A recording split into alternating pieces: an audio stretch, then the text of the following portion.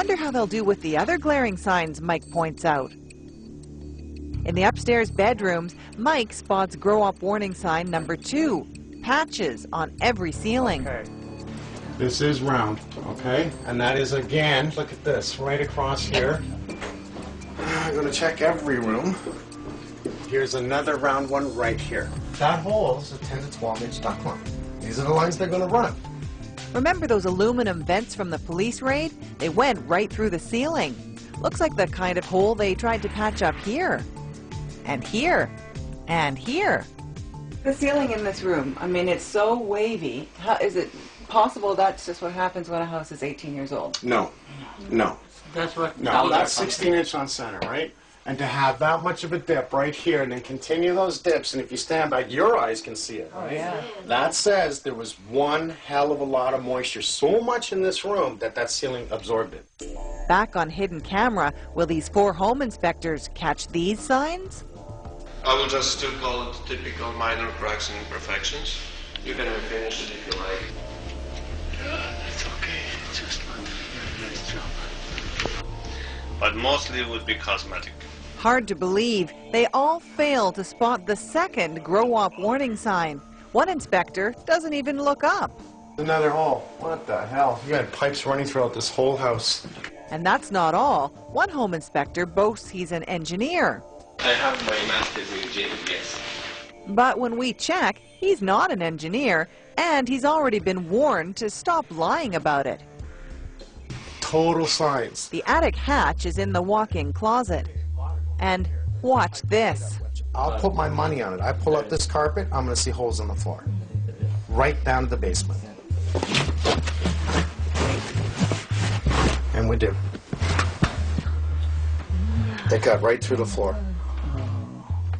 This was definitely a grow up. You have a hole going right through your You sure do.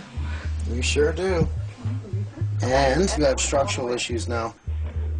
That could be a big problem. Now Mike wants to open up all the floors to check for structural damage. Remember, they don't care what they do to the house. They're in here to make money. Somebody covered it up and then sold it to you.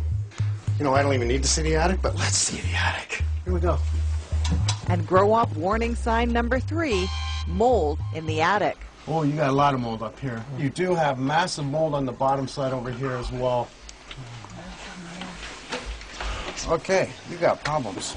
You got a lot of problems. That's all mold right there. Oh. There are other skeletons in this attic too. The remains of those aluminum vents and a huge vent hole. On hidden camera, all the inspectors spend lots of time in the attic. This time, they're sure to catch all that mold. How does the attic look? Overall, it's very good. It's no problem. So everything looks fine in the attic? Yeah.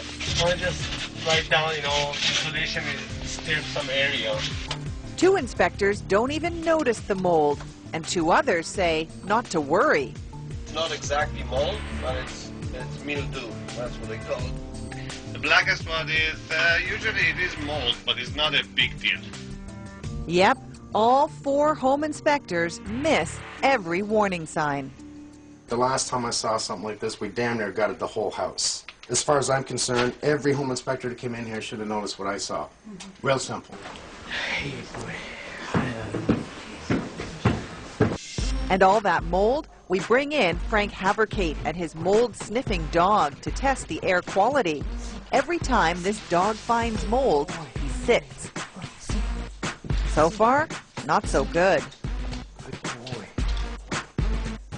I don't ever want to say all home inspectors are bad, because they're not. The problem is, you brought in 1, you brought in 4, and 5 of them missed it. That's not a good sign. That's 100% that missed it. Yeah, if we knew this house is like that, we would never come inside this house. And It's too bad I didn't inspect it in the first place, because I would have said run like hell. Since 4 home inspectors failed to catch the warning signs, we head to the Home Inspectors Association to get some answers.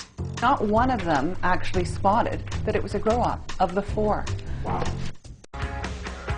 We're taking on home inspectors. 4 of them have missed obvious signs in our grow-up bait house. Hi, Glenn. Good morning, Erica. Glenn Gogol is with the Canadian Association of Home and Property Inspectors. He's president of the Ontario chapter. We show him photos of the bait house. We brought in 4 home inspectors and asked them to inspect the house to see if they could tell whether it was a grow-op. And here are all of their reports. Not one of them actually spotted that it was a grow-op of the 4. Wow. One person mentioned mold in the attic and said it wasn't an issue. Okay, well then. Is that acceptable? Can a random sample of 4 different inspectors miss something like this on one house? I think that's just wrong. Personally, I really do. What are you going to do about that? What am I going to do about that? I can, through communication, and send out an email to our membership saying that this is the scenario, and it was 4 out of 4, so like heads up and pay attention. Send out an email? Turns out, in most provinces, a fine is the most they can do. There is a lot of protection by hiring a home inspector to give you an evaluation of your property, but it's not 100%. It can't be. Well, not if they lead you down the path to buy a house that used to be a grow-op. That's not protection. That's correct, it's not. It's not like they bought a home and didn't get it inspected. Correct. They hired a home inspector. Mm-hmm. So what can you do if you get a poor home inspection? BC's the only province that licenses home inspectors. But that still means if you have a problem, the only thing you can do is sue. Just like Teresa. And what does her home inspector have to say? We head to Merritt, BC to show David Mahoney those photos from Teresa's attic. Page after page of wood covered in mold. You didn't see any of that. Mold will happen very quickly. So, but this was a grow-up for a number of years. Yeah, so These photos were taken just 3 months after his inspection. I didn't see any mold when I was there. Remember, I'm not looking for mold. I'm not a mold expert. I don't have the equipment for that, so that's not part of this inspection. So would you say this is older than 3 months? This mold? Absolutely, yes. And I would actually stand in court and say that. We talked to the home inspector who wrote up this report. He said, it's not my responsibility. I say right in my report I don't look for mold. What the hell do you look for? You know, what are you looking for, dog hair? She's now going to be out thousands of dollars. Okay, we're done. The bank is foreclosing on her house. That's not part of my problem here, so. David Mahoney's wife grabs our equipment and tries to shut down the interview, takes off her husband's microphone. The home inspector won't give us any answers. She didn't get any protection from you. So we try the previous owner of Teresa's house. He got busted by police for the grow-op. But on the sales contract, he checks, no, this house has never been a grow-op. And guess where he lives? I understand the guy who sold you this house lives right next door. Yeah. So he sits out on his deck? Yep. What's that like? It just brings back those feelings all the time. It's just like being re-victimized over and over again about how we were deceived. So we decide to pay him a visit. Hi, are you Robert Gillum? No. Oh, Erica Johnson from CBC Marketplace. I was wondering if you'd talk to us about why you sold a house to Teresa without telling her it had been a grow-op for 10 years. No one wants to take any responsibility for what happened to Teresa. People pay for a home inspector because they think they're being protected. Is this protection? No. No.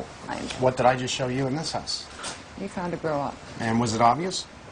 To you Pretty it was. obvious. Well, to me it was. But once I started pointing things out, I'll bet you now, from you being with me, you can expect another house and you'll find it before even I have to come there.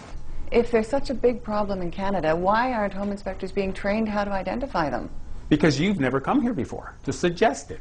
Having more awareness of this situation and bringing it to our attention is a good thing, because it can only help us as an association inform our members. You could say you can't be a registered home inspector until you've had this formal grow-op training. Why not do that? Well, maybe it'll happen in the future. I think it's a good idea. Too late for Teresa. For now, the bank's agreed to give her a break, but she's still waiting for her day in court. And the Persaud's? Our test reveals the mold spores haven't spread beyond the attic. So far, their air quality is safe. And when a mold remediation company hears about their case, Here we go. they offer to scrub the attic clean. Some good news, while other former grow-ops wait for unsuspecting buyers.